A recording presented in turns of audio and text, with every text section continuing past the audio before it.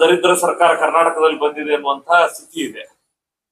ವಿಶೇಷವಾಗಿ ಇತ್ತೀಚೆಗೆ ನಡೆದಿರುವಂತಹ ಘಟನೆ ಯಾವುದು ಅಂತ ಹೇಳಿದ್ರೆ, ಅಬಕಾರಿ ಇಲಾಖೆಯಲ್ಲಿ ಒಬ್ರು ಡಿಸಿ ಲೆವೆಲ್ನ ಅಧಿಕಾರಿ ಲೋಕಾಯುಕ್ತದ ಕೈಗೆ ರೆಡ್ ಹ್ಯಾಂಡ್ ಆಗಿ ಸಿಕ್ಕಾಕೊಂಡರು.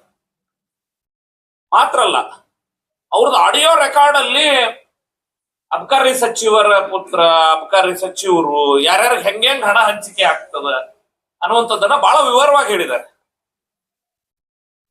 ನನಗನ್ನಿಸ್ತದ ಈ ಸರ್ಕಾರ ನಡೀತಿರೋ ರೀತಿಯನ್ನ ಆ ಪ್ರಕರಣ ಒತ್ತಿ ಹೇಳಿದೆ. ಅಷ್ಟು ಮಾತ್ರ ಅಲ್ಲ, ಈ ಅಬಕಾರಿ ಸನ್ನದುದಾರರ ಸಂಘದ ಅಧ್ಯಕ್ಷರು ಅವರು ಪ್ರೆಸ್ ಮೀಟ್ ಮಾಡಿ ಹೇಳ್ಯಾರ, ಸುಮಾರು 2,000 ಲೈಸೆನ್ಸ್ಗಳಿಗೆ ಹಣ ತಗೊಂಡು ಲೈಸೆನ್ಸ್ ಕೊಡು ಕೆಲಸ ಮಾಡಿದ್ದಾರೆ ಅನ್ನುವಂತ ಆರೋಪವನ್ನ ಮಾಡಿದ್ದಾರೆ. ನಾವು ಹಲವಾರು ಬಾರಿ ರಾಜ್ಯದ ಮುಖ್ಯಮಂತ್ರಿಗಳಾಗಿರುವಂತ ಸನ್ಮಾನ್ಯ ಸಿದ್ದರಾಮಯ್ಯನವ್ರಿಗೂ ಭೇಟಿಯಾಗಿ ಹೇಳಿದ್ದೇವೆ ಅಬಕಾರಿ ಸಚಿವರ ಮೇಲೆ ದೂರು. ಇದು ಒಂದೇ ಸಲ ಅಲ್ಲ, ಅಬಕಾರಿ ಇಲಾಖೆಯೊಳಗ ವರ್ಗಾವಣೆ ಇರ್ಬೋದು, ಲೈಸೆನ್ಸಿಂಗ್ ಇರ್ಬೋದು, ಅಥವಾ ಅವ್ರ ನೇಮ್ ಚೇಂಜ್ ಇರ್ಬೋದು, ಹಲವಾರು ಸಂಗತಿಗಳಿಗೆ ಪ್ರೈಸ್ ಲಿಸ್ಟ್ ಹಾಕಿಬಿಟ್ಟಾರ. ಅವರು ರೇಟ್ ಬೋರ್ಡ್ ಹಾಕ್ಯಾರ. ಒಂದು ರೀತಿ ಇದು ರೇಟ್ ಬೋರ್ಡ್ ಸರ್ಕಾರ. ಇದಕ್ಕ ನೀವು ತಕ್ಷಣ ಕ್ರಮ ಕೈಗೊಳ್ಳಬೇಕು, ಅಬಕಾರಿ ಸಚಿವರನ್ನ ವಜಾ ಮಾಡಬೇಕು ಅನ್ನೋ ರೀತಿಯಲ್ಲಿ ಸಾಕಷ್ಟು ಬಾರಿ ಹೇಳಿದ್ರು. ಸಿದ್ದರಾಮಯ್ಯನವರು ಸ್ಪಂದಿಸ್ತಾ ಇಲ್ಲ.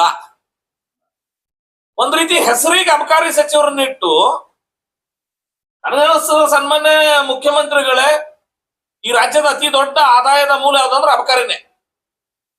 ಯಾವ್ದಕ್ಕ? ಸರ್ಕಾರದ ಬೊಕ್ಕಸಕ್ಕೂ ಹೌದು, ಅವರ ದಂಧೆಗೂ ಹೌದು ಅನ್ನುವಂಥ ಸ್ಥಿತಿ ನಿರ್ಮಾಣ ಆಗಿದೆ. ತಕ್ಷಣ ನಾನು ನಿಮ್ಮ ಮೂಲಕ ಆಗ್ರಹ ಮಾಡ್ತೀನಿ, ಏನಾಗಿದೆ ಅನ್ನೋದು ಒಂದು ವಿವರವಾದಂತ ತನಿಖೆ ಆಗತ್ತೆ. ಸಚಿವರನ್ನ ವಜಾಗೊಳಿಸಿ ಒಂದು ಉನ್ನತ ಮಟ್ಟದ ತನಿಖೆ ನಡೆಸಿ.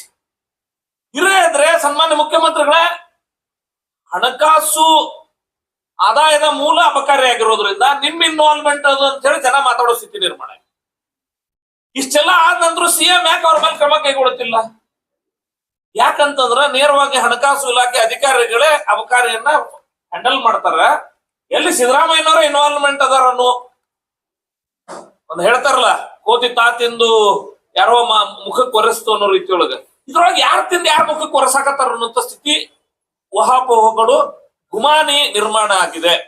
ಅದು ಆಗುವವರೆಗೂ ನಿಮ್ಮ ಸಚಿವರನ್ನ ನೀವು ಸಂಪುಟದಿಂದ ವಜಾ ಮಾಡ್ರಿ, ಉನ್ನತ ಮಟ್ಟದ ತನಿಖೆಯನ್ನ ಮಾಡಿ ಅನ್ನುವಂತ ಆಗ್ರಹವನ್ನು ಮಾಡ್ತೇನೆ. ಇರದೇ ಇದ್ರೆ ನಿಮ್ಮ ಇಂಟಿಗ್ರಿಟಿ ಬಗ್ಗೆನೂ ಕೂಡ ರಾಜ್ಯದ ಜನತೆ ಯೋಚನೆ ಮಾಡ್ಬೇಕಾಗ್ತದೆ ಅನ್ನುವಂತಹ ಸಂಗತಿ